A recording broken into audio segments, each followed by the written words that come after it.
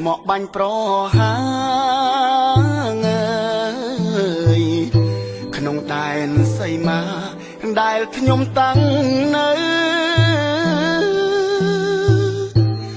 ពួកយើងមិនបានចូលដីសត្វត្រូវម្ដេចចោលខុសខើបំពៀនរំលោម៉ោងភ្លឺទៅហើយស្នូផ្ទុះអាវុធយុទ្ធមិត្តមុំមុតប្រយុទ្ធតបាញ់ខ្មាំងសត្រូវវិញ្ញាបាក់ក្លប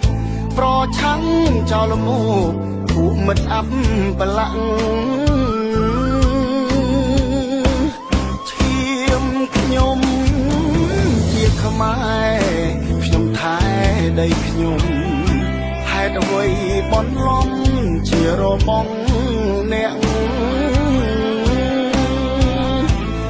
មិនតែប៉ុណ្ណោះលួចបាញ់ពួនស្ទាក់រូបខ្ញុំបានស្ម័គ្រពាក់លីជីវិត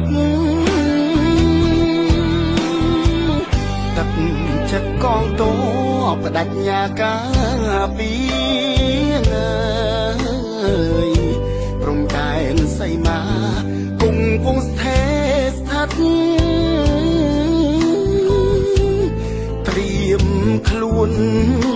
ជាស្រេចចំពោះអមិត្តហ៊ានបដូរជីវិតការពារទឹកដី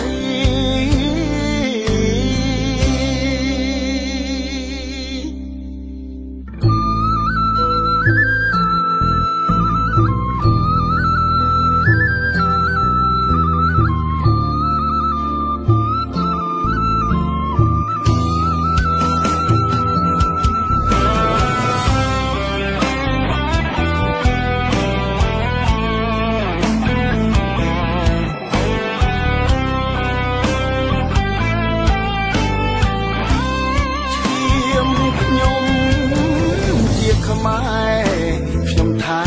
ដីខ្ញុំហេតុអ្វីបន់លំជារបងអ្នកមិន